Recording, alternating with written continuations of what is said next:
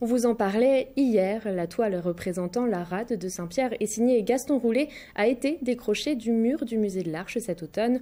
Une opération délicate en prévision de travaux dans le bâtiment. Peinte au XIXe siècle, l'œuvre a connu de nombreuses aventures qui ont laissé leurs traces. C'est donc une équipe de spécialistes qui s'est déplacée dans l'Hexagone pour la décrocher mais aussi inspecter cet immense décor. Deuxième épisode de cette épopée ce soir. Il est signé Marion Meyer et Jérôme Anger. Le port de Saint-Pierre, le travail à la chaîne, le séchage de la morue sur les graves, l'histoire de l'archipel résumée en une toile. Une toile longtemps abandonnée après l'exposition universelle de Paris en 1900, qui aurait même pu ne jamais arriver dans nos îles. Je l'ai gardée 30 ans chez moi, cette toile, 30 ans. Je l'avais découverte en 1934 dans un atelier de voilerie de Granville, où elle était pendue autour d'un espar. Et pour rendre service au propriétaire de la toile, qui était un artisan voilier, j'ai cherché à la placer à Cherbourg, à la gare maritime, à Saint-Malo, ailleurs. Je n'ai pas réussi. Alors j'ai demandé à ce brave homme ce qu'il en voulait. Il en voulait un prix fort modique. Alors, à tout hasard, je me suis lancé dans l'aventure, je l'ai acheté. Les années passent, l'immense toile reste dans l'oubli, jusqu'au jour où le sénateur de Saint-Pierre-et-Miquelon, Henri Clairaut, la découvre et la récupère. Marin-Marie est alors chargé de la restaurer.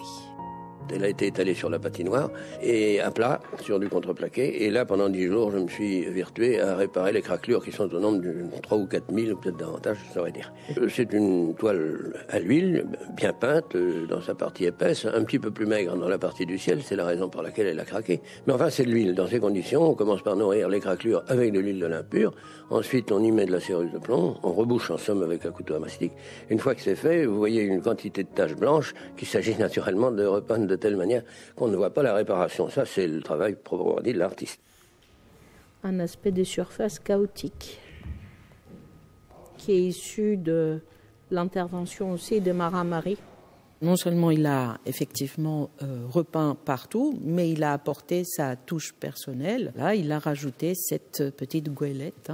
Les parties repeintes par Marin-Marie présentent énormément d'altérations et des désordres qui sont issus des mauvais choix de peinture qu'il a utilisés. Il n'a utilisé pas de peinture réversible pour la restauration, parce qu'il n'a pas restauré, il est intervenu de manière assez abusive, je dirais, sur l'œuvre. Il s'est approprié la toile. Un travail d'artiste peintre qui sera gardé comme témoignage historique. Et pour le préserver, la conservatrice restauratrice pose son diagnostic. On est un peu dans une procédure quasi médicale où en fait on définit les traitements du patient. Et on fait des tests pour voir quel traitement il est le plus efficace en fait. Là, il faut choisir plusieurs adhésifs pour voir lequel il est le plus convenable, pour pouvoir aider aussi l'équipe des restaurateurs qui viendront plus tard sur les territoires, restaurer la toile. Et comme ils ne peuvent pas voir au préalable cette toile-là, puisqu'elle sera roulée, donc on va donner tous les éléments pour les aider à évaluer aussi bien le temps de travail pour faire le refixage, ainsi que les produits qui sont efficaces pour cette opération. Depuis 6 jours, la toile de Gaston Roulet est observée méticuleusement. Une semaine de face à face durant laquelle chaque instant de son histoire ressort au grand jour. Une traversée de l'Atlantique en 1976 pour une exposition au Palais des Congrès de Paris. Puis un ultime retour dans l'archipel où elle trouve sa place à la patinoire et à l'aérogare de Saint-Pierre.